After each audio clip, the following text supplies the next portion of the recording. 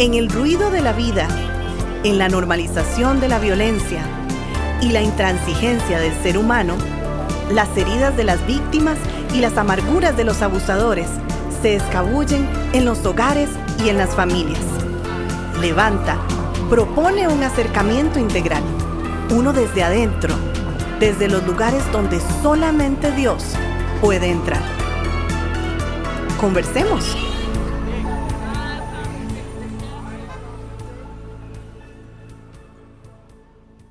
Una vez más estamos aquí en nuestro podcast de Levanta y saludamos a todos los que nos escuchan. Y a mi amigo y hermano Erwin, ¿cómo vas? Muy bien, Alonso. Te saludo igualmente. Muy bien. Espero que hayas pasado una muy buena semana. Muy buena, sí. ¿Vos? Sí, gracias a Dios. Y siempre con la emoción de estar compartiendo nuevos temas que el Señor va poniendo. Exacto. Y compartirlos pues con todos. Por supuesto, en estas buenas conversaciones. Hoy entramos en un tema de dos partes, ¿verdad? Como ha venido siendo la estructura, ¿verdad? Ya sí. Como que se amplían los temas, hay que hacerlo en una, dos o tres partes. Y después de hablar de la crianza de los hijos, que fueron, al menos yo disfruté mucho esas conversaciones, entramos ahora a hablar de un tema en dos partes, el abuso verbal, que es una forma de abuso, una dinámica de la violencia doméstica, claro. Pero vos sabes que también es algo lamentablemente muy común, ¿verdad? Y que se dan estas dinámicas de abusar verbalmente de otras personas. Común y cotidiano en el sentido de que nosotros no nos damos cuenta de que estamos en esos patrones de abuso, de abuso verbal, precisamente porque eso es parte de su característica. Llega a ser una manera de comunicación que nosotros vemos como normal, como habitual. Y como es la dinámica de esos podcasts, la idea es saber identificar aquello que vamos a poder confrontar. Correcto. Por eso la iniciativa de hablar de ese tema del abuso verbal. Y yo empezaría preguntándote, mi hermano, ¿cómo definimos abuso verbal? Buena pregunta, para empezar por el principio entonces. ¿Qué es el abuso verbal? Vamos a definirlo como palabras que atacan, palabras que injurian, palabras que hacen que otra persona crea cosas, y eso es muy importante, que son falsas o que hablan falsamente de esa persona. Es una palabra falsa, mentirosa, corrupta.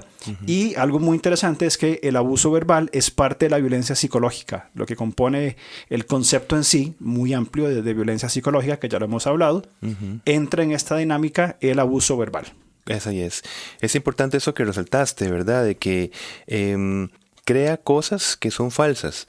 Porque de alguna manera es como que yo me adjudico lo que vos estás pensando, me adjudico el saber y conocer exactamente tus intenciones y yo te las verbalizo, te las digo.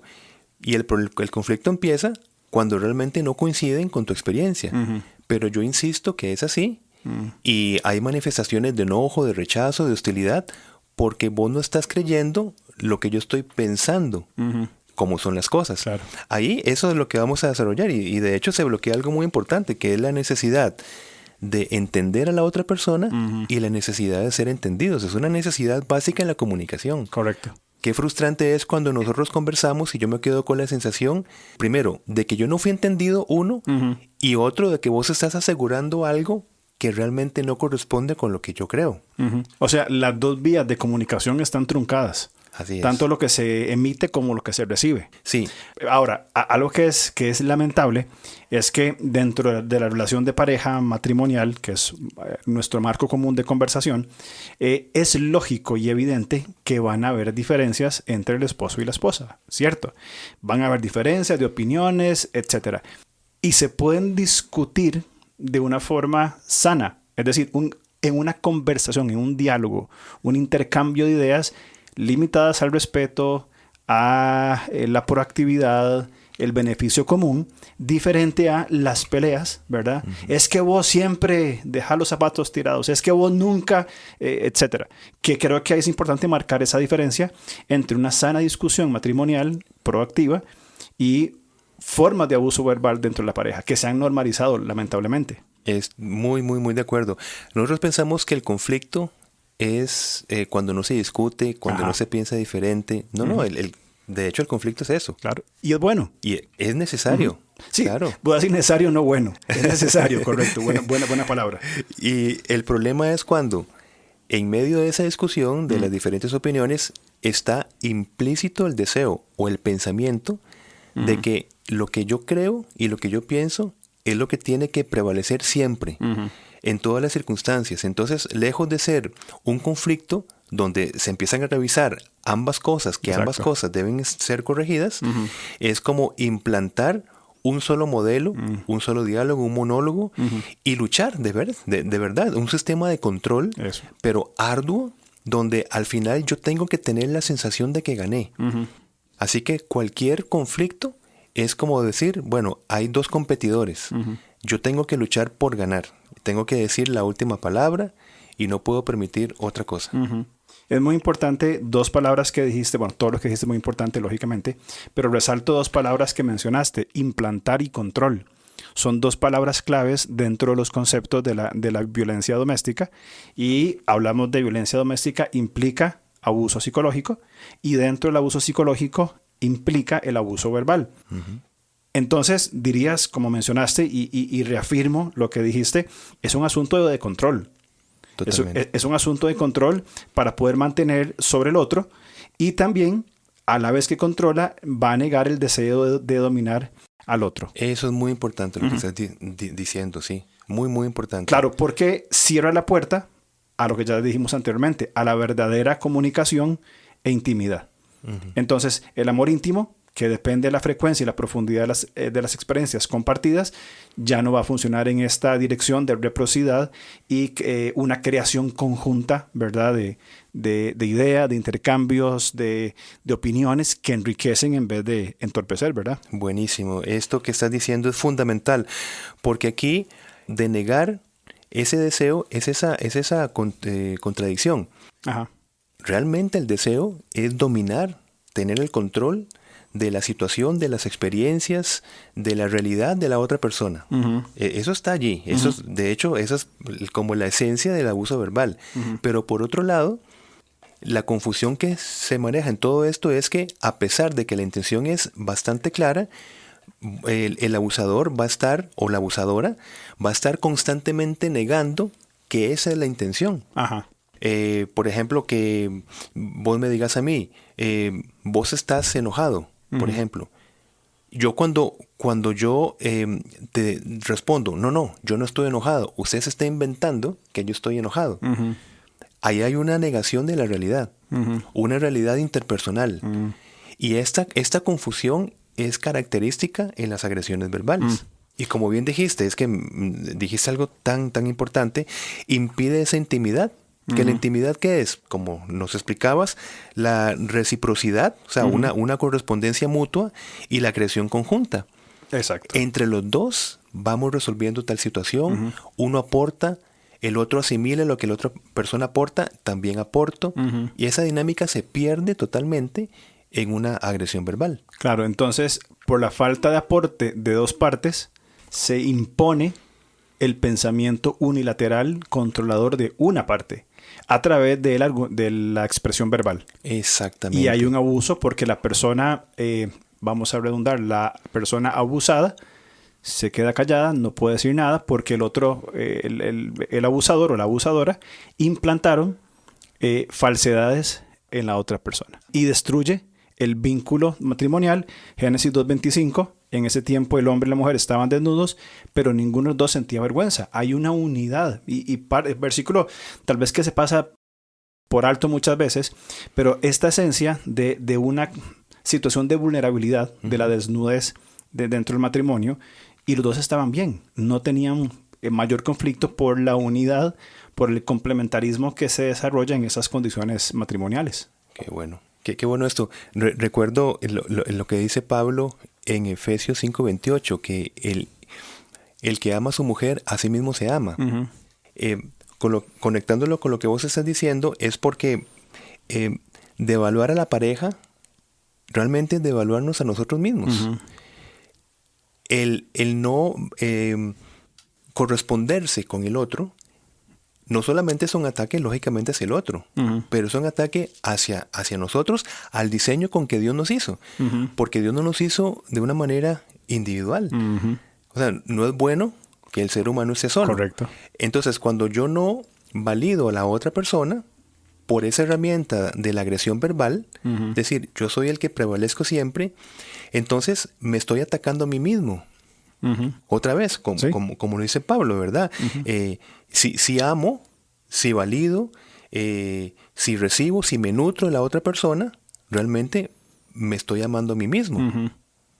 También. Totalmente de acuerdo. Como hay una frase popular que dice, cuando hay algo así, lo que vos estás diciendo, ¿verdad? De que me daño, me lastimo, no me amo cuando no amo a mi esposa, es dispararnos en el pie. Es decir, estamos haciendo algo que nos lastima a nosotros. Desde el contexto de Génesis 2, entender de que Dios nos ha creado en complemento. Bien, cuando un hombre y una mujer se casan y forman un matrimonio, se están complementando y forman una unidad plural. Creo que esa fue la expresión que usaste hace tiempo en la iglesia, ¿verdad? Una unidad plural. Una unidad entre dos personas. Y el hecho de que una de las partes implante control verbal sobre la otra es lastimarse a sí mismo, porque incapacita una parte fundamental de su propio desarrollo. Sí, es el término, sí, que es, como lo estás diciendo, una unidad colectiva. Colectiva, ahí está. Sí. En ese sentido. Ya no son más dos, sino uno. Exacto. Pero ese uno habla de una colectividad. Correcto. Y no es un uno donde se fusionan en uno solo. Exactamente. Permanecen en su individualidad, pero en una dinámica colectiva. Correcto. Es el matrimonio. Exacto, nutriéndose constantemente. Exactamente. Sí. Entonces, cuando una de las partes abusa verbalmente a la otra, se deja de nutrir la parte abusadora de la parte que ha sido abusada. Ese es el punto. Y es un gran conflicto. Claro, pero y el conflicto es que la persona cree que esa es la relación que más le conviene. Exacto. La relación de estar sobre, de tener poder y control sobre. Exacto. Esa es una distorsión de un liderazgo, distorsión de una masculinidad, y donde se cree que los valores tienen que conservarse en el sentido de yo no verme vulnerable a la otra persona, porque si yo acepto tu punto de vista, desde ese pensamiento distorsionado, yo creo que estoy siendo vulnerable. Y entonces creo que la otra persona va a empezar a dominarme a mí. Esto es una cuestión de pensar de quién domina a quién. Es una cuestión de dominio, que interesante, ¿verdad? Más que de equipo, más que de unidad. ¿Sí? Es imponer. Y es inesperado. Porque cuando se presenta, la víctima parece aislar cada incidente en su mente, ¿verdad? Como si un nuevo abuso verbal no tuviese relación con anteriores. Ese es el problema. Cuando pasa el abuso verbal, bueno, ya pasó. Entonces no queda allí. No se reconoce. Pero ¿qué pasa? Esto va a dificultar notar el abuso justamente como un patrón. Y es donde llega a habituarse en la relación.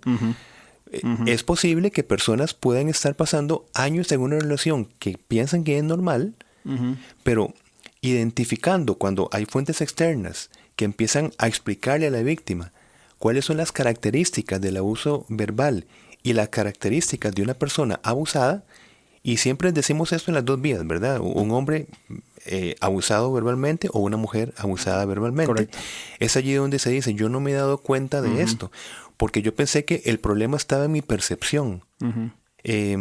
Pensé que cuando yo opinaba una cuestión, siempre yo estaba equivocado o equivocada, porque la otra persona no validaba mi experiencia. Y yo nunca pensé que eso era un abuso verbal. Claro. Pensé que era yo quien cometía los errores o tenía que buscar mejores formas de comunicación. Totalmente de acuerdo. La persona es minimizada entonces. Ahora, vos sabes que pensaba también en esto.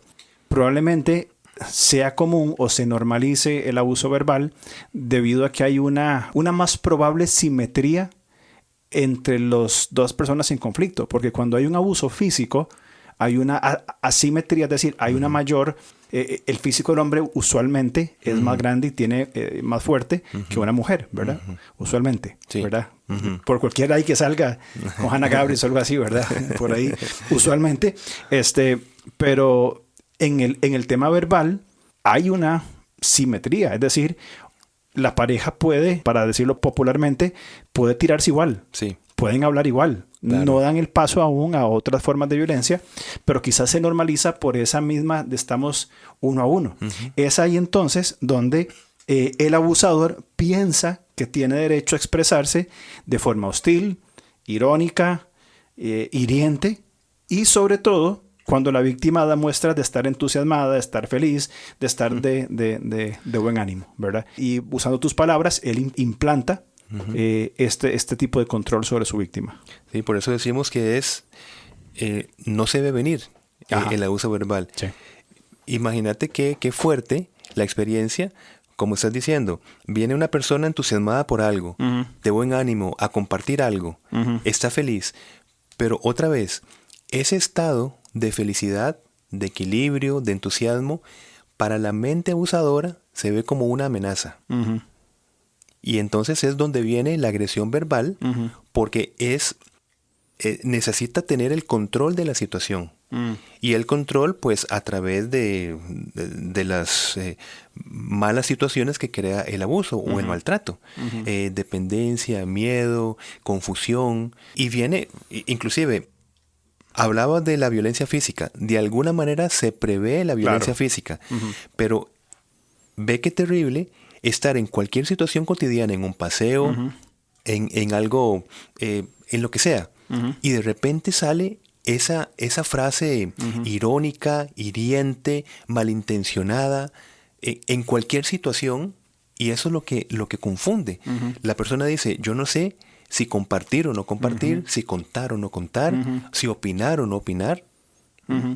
Sí, y eso genera muchísima inseguridad, genera temor, miedo de que la víctima no sepa cómo caminar. Es decir, si hace o no hace, porque también eso pasa. El abusador verbal puede aparecer, como vos decías, sin previo aviso, porque la víctima hizo algo o dijo algo, o porque no hizo o no dijo algo. Es decir, no es que usualmente no hay un común denominador para el abuso verbal, porque depende de la mentalidad del abusador.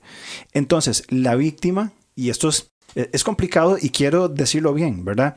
La responsable de reconocer el abuso verbal es la víctima. Así es. O sea, por supuesto que el victimario también debe reconocer después de que la víctima reconoce y pone límites, ¿verdad? Pero el abusador no está motivado a cambiar. Sí. O sea, él tiene el control. Él implanta sus ideas. Él normaliza la situación, minimiza a su víctima, tiene control. ¿Qué motivación de cambio va a tener? Claro. Entonces, la víctima, que es la persona que está sufriendo el abuso, debe ser la responsable de, como vos decías al principio, identificarlo para confrontarlo. Ahora, esto es difícil. Sí. Es difícil por la constante negación, ¿verdad? Que el abusador está ejecutando, y la víctima va ¿a qué? A dudar. O sea, será, en términos técnicos, ¿verdad? ¿Será que está abusando de mí verbalmente? ¿O será yo que me lo estoy imaginando? Exactamente. O no, bueno, aquí sí tuvo razón. No, pero aquí no tuvo razón. ¿Me explico? Totalmente. Y esto es importante entenderlo. Otra vez haciendo la comparación con el abuso físico. La realidad está en que yo siento el golpe, yo veo el golpe, yo veo las consecuencias de un golpe. Ahí están. Esa es la realidad, es objetiva. El problema es en una discusión con agresión verbal, es esto. No hay de dónde agarrarse para empezar a discutir. Otra vez con el término de ¿por qué estás enojado? No, yo no estoy enojado. Usted se lo está inventando. Claro. Ahí ya desde que se empieza a discutir, la base se elimina. Exacto. No hay de dónde agarrarse para continuar. Porque es constantemente negado. Ahora, esa constante negación más bien va a hacer entender que la percepción, la manera de entender las cosas, etcétera, es lo que está causando el problema de esa discusión. Entonces, imagínate no tener un argumento, un camino, nada por lo cual poder discutir, llegar a cerrar algo. Por eso este tipo de abuso no tiene cierres. Los temas quedan en el aire, flotando.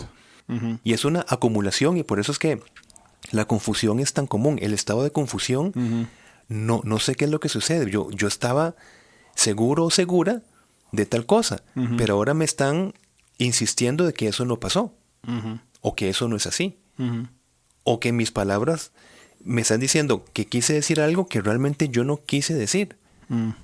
Y todo eso es la confusión. Y esa, imagínate cómo se cierra, como hablamos antes, toda posibilidad de intimidad. Claro. Porque en la comunicación es necesaria para esa nutrición mutua, para eso, otra vez, lo que llamamos intimidad, y eso queda totalmente bloqueado. Claro. Sí. Y el estado también de confusión de la víctima pasa porque el abusador en público puede ser una persona amable, una persona simpática, encantadora, Sí. ¿verdad? Pero dentro del hogar es hostil, sarcástica. Exacto. Entonces, el estado de confusión es constante. Y ese estado de confusión, como vos decías, imposibilita para una respuesta sana en cualquier ámbito. O sea, llámese en cualquier campo de la vida, cuando hay confusión y no saber qué hacer, qué decir, si es verdad o no es verdad, nos limita en cómo proceder. Entonces, la víctima evidentemente se va minimizando en su persona y no puede responder asertivamente. Sí. Y vos decías esto importante, no puede depender, la realidad del abuso verbal no puede depender de la visión del maltratador. De hecho, es la persona menos indicada para definir la realidad relacional. ¿Qué hacemos entonces? Pues entonces, la víctima lo que tiene que hacer para no entrar en las profundidades de la confusión, que llega a afectar muchísimo. Inclusive hay autores que le dicen ese tipo de abuso como un abuso tendiente a la locura. En el sentido de que, ¿será que me estoy volviendo loco o loca porque a mí me pareció haber visto tal cosa o me pareció querer decir tal cosa y me están convenciendo que no es así? O sea, ¿será que soy yo el problema? Entonces, ¿qué se hace? Pues una de las estrategias es validar los sentimientos propios. ¿Por qué? Porque justamente no van a ser validados por la otra persona que está abusando. Exacto. Y me refiero a que si una persona se siente ignorada, tiene que decirse, estoy siendo ignorada. Si una persona dice, no quise decir lo que dije, la realidad es esta. No quise decir lo que dije. O me siento insultada o insultado. O sea, es decir, me siento insultado, siento el golpe del insulto. Y luego, estoy siendo insultado o insultada. Porque luego de recibir el insulto, ¿qué esperaríamos de un abuso verbal? No, yo no te estoy insultando. Claro. Lo que estoy diciendo es que, y viene el otro contraargumento, que es contrario a esa experiencia honesta que yo estoy sintiendo. Por eso estamos proponiendo, bueno, que no es una propuesta nuestra, sino es como se propone parte de salir del abuso verbal, validar los propios sentimientos. Ese respetarse a uno mismo también, esa dignidad, esa autoestima que es tan importante. Eso es caer en la realidad. O sea, que con lo que hablamos de autovalidar los sentimientos es, no voy a entrar en el engaño del abuso verbal, no voy a creer las mentiras que se me quieren implantar. Claro. Lo que estoy sintiendo, eso es, y esas... A ver, y no pasa por lo que siento, sino por lo que es la realidad como tal. Eso que me está diciendo no es cierto, es una mentira. Claro. Y entendemos a nivel bíblico estas dos direcciones entre mentira y verdad, cómo se usa la mentira para destruir y cómo la verdad nos sostiene. Creo que es muy importante cuando hablamos de la validación, ¿verdad? Lo que vos mencionabas, la validación de mis emociones o autovalidar mis emociones, es indispensable.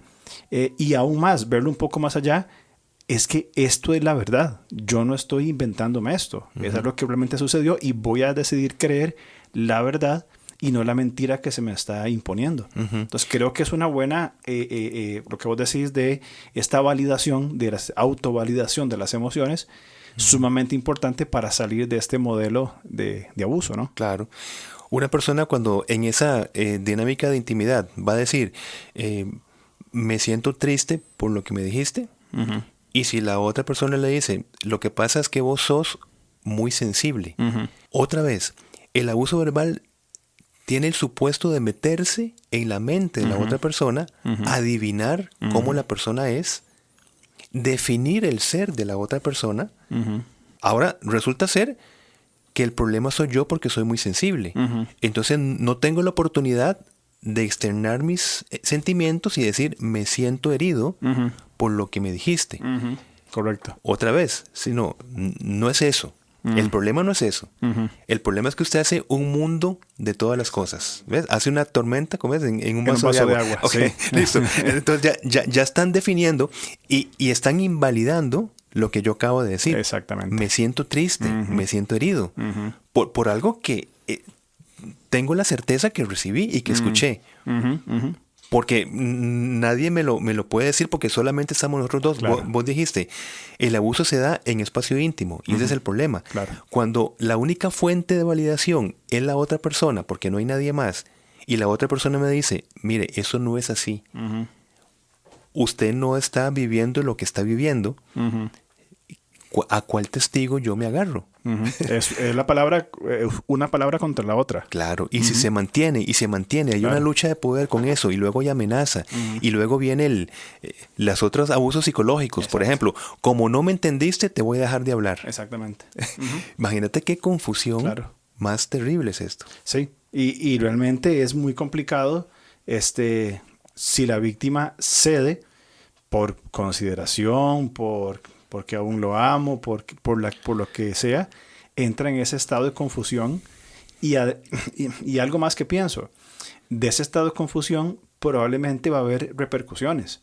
Es decir, temas de ansiedad, de inseguridad, de estrés, de depresión, de esa implosión de emociones que nos lleva a sentirnos totalmente desubicados. Sí. Es realmente complicado, ¿no? Sí. Ahora, pregunta. ¿Cuáles pueden ser algunas formas de abuso verbal? Porque hemos hablado, tal vez en términos generales, introduciendo el tema, pero ¿cómo podríamos verbalizar, valga la redundancia, el abuso verbal? ¿Qué es el abuso? ¿Cuáles son sus formas? Lo más obvio es el insulto. Esa es como la forma más evidente. Pero hay otras formas que tal vez no caen en la profundidad del insulto. Como más sutiles. Sí, y nosotros decimos, como no me está insultando, entonces no estoy siendo agredido o agredida verbalmente. Ese es el punto. Otra forma, por ejemplo, fatal es la contradicción siempre. Ajá.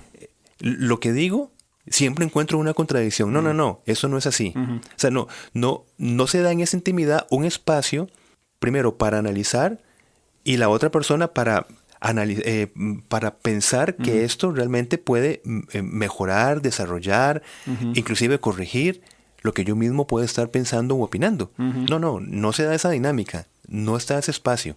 Entonces la contradicción. Okay. Otra es la indiferencia, por ejemplo. No poderse comunicar vienen con las estrategias de la indiferencia, de menosprecio.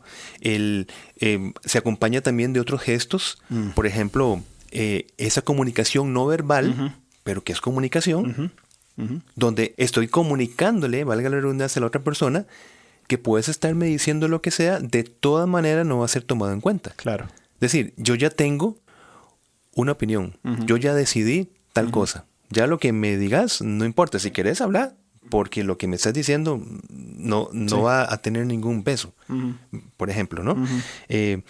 Eso es como parte, y claro, la parte más devastadora es la humillación, la desvaloración. Por ejemplo, el valor que Dios nos ha dado y que ese valor sea totalmente minimizado, porque se sobrepone supuestamente uno que debería ser igual en valoración ante el Señor, supuestamente se presente como yo soy más importante que lo que usted es. Eso es muy, muy claro lo que estás mencionando, porque apela o ataca más bien a la identidad de la persona. Es decir, la persona se le va implantando falsedades que van a controlar toda su forma de pensar, de sentir y demás, y es minar o lastimar la identidad de la víctima. Que todo esto, ahora mientras hablaba y te iba escuchando las formas prácticas, el insulto, el contradecir, indiferencia, todo esto, qué triste, porque la comunicación, estoy convencido de esto, es una herramienta creada por Dios para la generación de intimidad.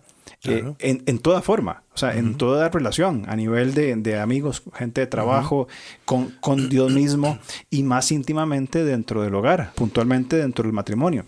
Ahora, la buena discusión, el intercambio de ideas proactivo es riquísimo, es necesario, es muy bueno, pero esa misma dinámica se tuerce un poquito. que es aquí donde quiero decir que en esto Satanás es experto en tergiversar las perfectas creaciones de Dios. Todo lo que Dios crea es bueno.